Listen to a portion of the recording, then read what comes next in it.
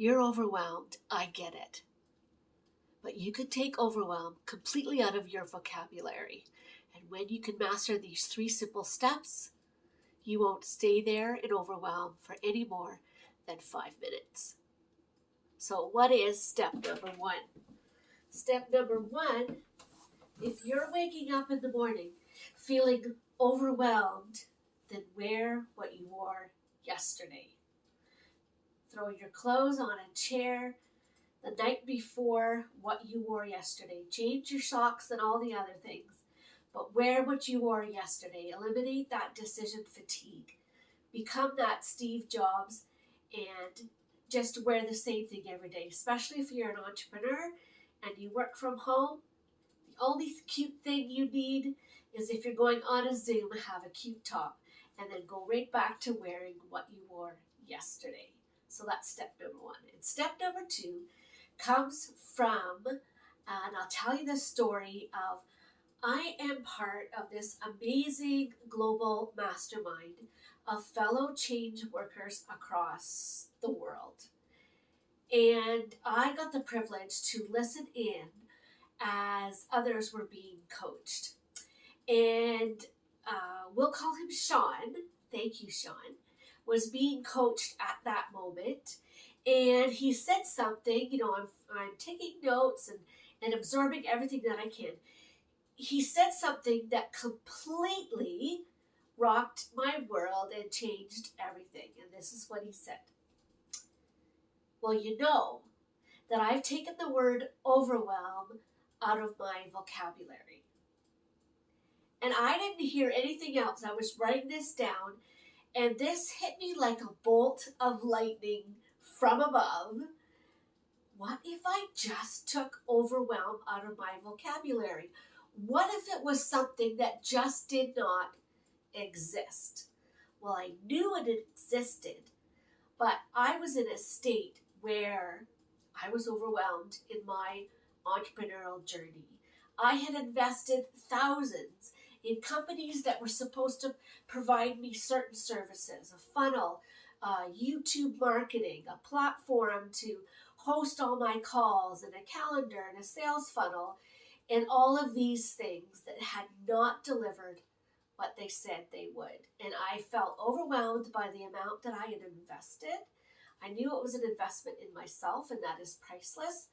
But I was at a time in my life where it became even more important for me to be self-sufficient. Relationships were changing. What I thought was going to give me security was not going to be, and I had to be the one. So being in this place, yes, was overwhelmed. But to take that word overwhelm out of my vocabulary was only the first step. Because taking the word overwhelm out, it creates a void.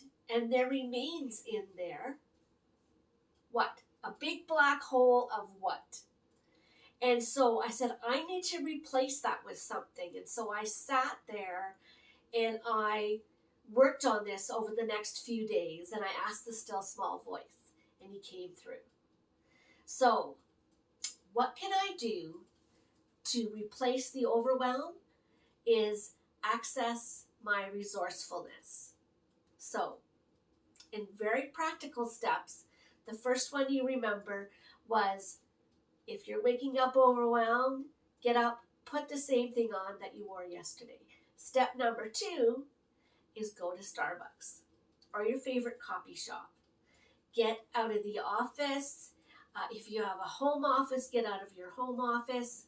Wear what you wore yesterday and go to Starbucks or your favorite coffee shop and order the most luscious treat you can imagine, the most chocolatey, the most mocha, cappuccino, frappuccino, whatever your favorite thing is.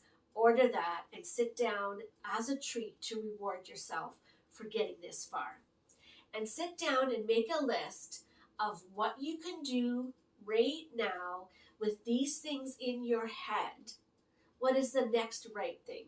Not how you're going to solve that big problem that you had, or how are you going to solve all of your financial problems or your business problems. or how are you going to serve your clients better, any of that. Just sit down and write down a simple list. And that day I wrote in the back of my gratitude journal when I was at Starbucks just last week. And I wrote down 14 little things. And one was to review the alarms that were on my phone for that day. So you don't have alarms going off when nothing is happening. And that was last Tuesday at this time. Review your alarms every day. The second thing was I read my life chapter, which is grounding for me, which is Isaiah 61. It helps to remind me that if I can love, I can lead, that yes, I am qualified. So when you're grounded, you can make better decisions and choices. So the next simple thing was when I take an action versus just panicking in that overwhelmed state, I texted my cleaning lady and just said, "You're coming on Friday morning, right?" So that can put my mind at ease. Okay, I've done that. Message my mechanic, "Hey, the AC is not working. Summer is coming. Can we get my car in?" What else? I reviewed my alarms. Oh, I got groceries, healthy groceries, so that I knew that I would not in this overwhelmed state, I wouldn't resort to drive-through or quick snacks or things that weren't even a meal. So I food prepped with those groceries and had some fresh food. I do mostly whole food, plant-based. It's very calming. You don't have those ups and downs. So yeah, just make a list of those things that you can do right now and access your resourcefulness.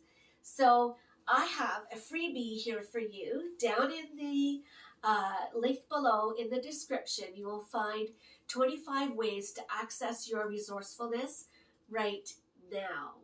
And there are ways to get that creativity going, that sense of possibility instead of overwhelm. So what resources do you have right now? This free PDF will help you with that. So step number 3 is don't go it alone. Be in community. Get with a mentor. Get with a friend who gets it. Get with people who are doing what you are trying to do and trying to make the changes that you're trying to make in the world. And get in the room with people who are maybe just a few steps ahead of you, or many steps ahead of you, but they have overcome the same things that you're trying to overcome. So don't go it alone. Have faith in people that can help you. Have faith in God who created you with a purpose and gave you the resources to live it out. So if you want more resources, stay in this community. We'll see you in the next video. If you love this video, stay with us. I love you. I believe in you. And remember, if you can love, you can lead.